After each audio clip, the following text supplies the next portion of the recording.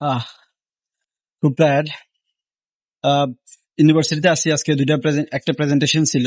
So প্রেজেন্টেশনের ভাবছিলাম পুরো প্রেজেন্টেশনটা একটা ব্লগ বানানো হয় নাই, একটু প্রেসারে ছিলাম। আহ, দুটা বিষয়, একটা হচ্ছে মন খারাপ, একটা বিষয় অনেক, আর একটা বিষয় মন অনেক ভালো। তো মন খারাপের বিষয়টা একটু বলি। আজকে যে প্রেজেন্টেশনটা ছিল প্রমোশনাল কমপ্লেক্সিটি অ্যান্ড কনজিউমার কনফিউশনের উপরে। সো প্রায় 1 মাস সময় পেয়েছি পুরো প্রেজেন্টেশন, রিসার্চ প্রেজেন্টেশন তৈরি করা, একটা বিষয়ের উপরে রিসার্চ করে একটা প্রেজেন্টেশন 1 মাসে এনাফ টাইম দিয়েছি। কয়েকটা 2-3টা রিসার্চ পেপার পড়ছি বা নিজে করছি, যেভাবে হোক কষ্ট মষ্ট করে বেস্ট ওয়ান প্রেজেন্টেশন তৈরি করছি। 25 মিনিটস সময় পাবো, 25 মিনিটস 35 স্লাইড যা হয়েছে সব এক্সপ্লেইন করব। খুবই ওয়েল প্রিপেয়ার্ড হয়ে ইউনিভার্সিটিতে আসছি। আনফর্চুনেটলি প্রেজেন্টেশন আমার 5 নম্বরে পড়ছে। একদিন 5টা করে নিবে প্রেজেন্টেশন, 5টা টিমের। সো আমার 5 নম্বরে পড়ছে। 4টা শেষ হওয়ার পরে টাইম অলমোস্ট শেষ, 15-20 মিনিট সময় আছে। প্রফেসর বলতেছে you have just 15 minutes, you have to complete that. এবং প্রফেসর আমাকে এটা বলে যে আমি তোমারটা শোনার জন্য অনেক বেশি অপেক্ষায় আছি, আমি খুবই এক্সাইটেড তোমারটা, কিন্তু আনফর্চুনেটলি সময় নেই, তুমি চাইলে পরে ক্লাসে দিতে পারো। যেহেতু প্রিপারেশন নিয়ে আসছি, পরে ক্লাস আবার প্রিপারেশন কনফিডেন্স থাকে না থাকে, বলছি ওকে আমি 15 মিনিটে কমপ্লিট করবো। যদিও সেটা 25 না 30 মিনিটও সম্ভব না, সে 15 মিনিটে আমাকে শেষ করতে হবে। স্টার্ট করলাম, আমার টিম ছিল সাথে, আমি স্টার্ট করলাম, টিমকে দিলাম।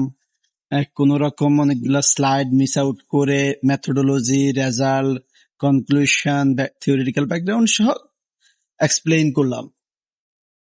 মন খারাপ এই কারণেই যে আমি আমার এনাফ টাইম পাই নাই, এক্সপেকটেশন মতো সময় পাই নাই আমি রিসার্চ পেপারটা ভালো মতো প্রেজেন্ট করার।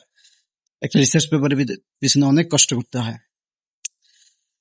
ভালোর দিক হচ্ছে আমি 15 মিনিটস যে একটু ম্যাম প্রফেসরকে দেখাইতে পারছি, প্রফেসর আগে যা রিসার্চ পেপার ছিল সব ভুলে গেছে। জাস্ট বলছে একটা রিসার্চ পেপার এমনই হওয়া উচিত প্রেজেন্টেশন, এবং সবাইকে বলছে ফলো রাকিব হোসেন, এন্ড এরকম বলছে যে আমি যেভাবে তৈরি করছি আমারটা এক্সাম্পল হিসেবে সবাইকে নেওয়ার জন্য, সবাই যাতে আমারটাকে এক্সাম্পল হিসেবে নিয়ে তার পরবর্তীতে প্রেজেন্টেশন তৈরি করে। এবং বলছে তুমি এটা গ্রুপে দাও, সবাই তোমার এটা ফলো করবে, এবং আমাকে পাঠাও।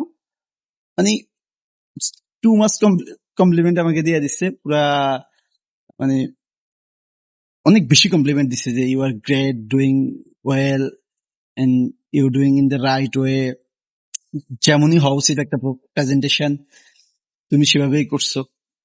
প্রথমে খুব মন খারাপ হয়েছে যে আমি আমার প্রেজেন্টেশনটাকে শো করতে পারলাম না নিজের মন মতো। যতটুকু করছি ম্যাম পুরা অনেক খুশি হয়েছে।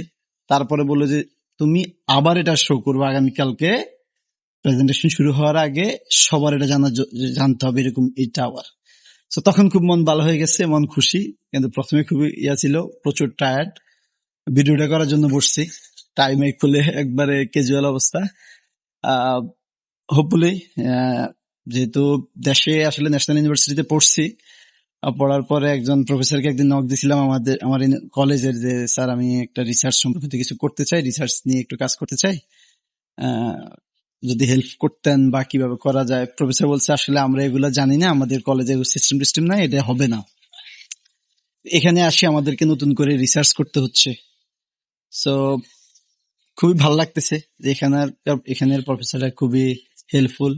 খুব অল্প সময়ে রিসার্চের খুঁটিনাটি কিছু জানতে পারছি। ইভেন আমার খুব স্বপ্ন যে আমি আগামী 1 বছর বা 2 বছরের মধ্যে আমার নিজের 1 বছরের মধ্যে আমার একটা ব্যক্তিগত পাবলিকেশন থাকবে, রিসার্চ, সেটা নিয়ে কাজ করতেছি।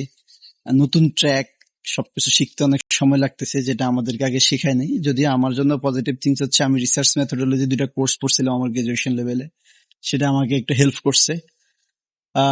হোপফুলি সে ভাল লাগতেছে। প্রফেসর অনেক সুনাম করছে ক্লাসের মধ্যে, শুধু আমার। ইভেন আচ্ছা, মোস্ট ইম্পর্টেন্টলি প্রফেসর ডিরেক্ট বলে দিছে তুমি 100-এ 100 পাইছো, তোমাকে আর কোনো কিছু বলতে হবে না, তুমি 15 মিনিটে যা দেখাইছো তুমি 100-তে 100, তোমাকে আমি 100 দিব। তো সেটা শুনে পরে খুব ভালো লাগছে।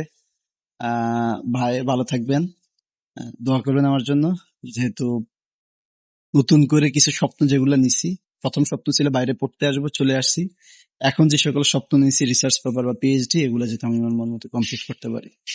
আল্লাহ হাফিজ।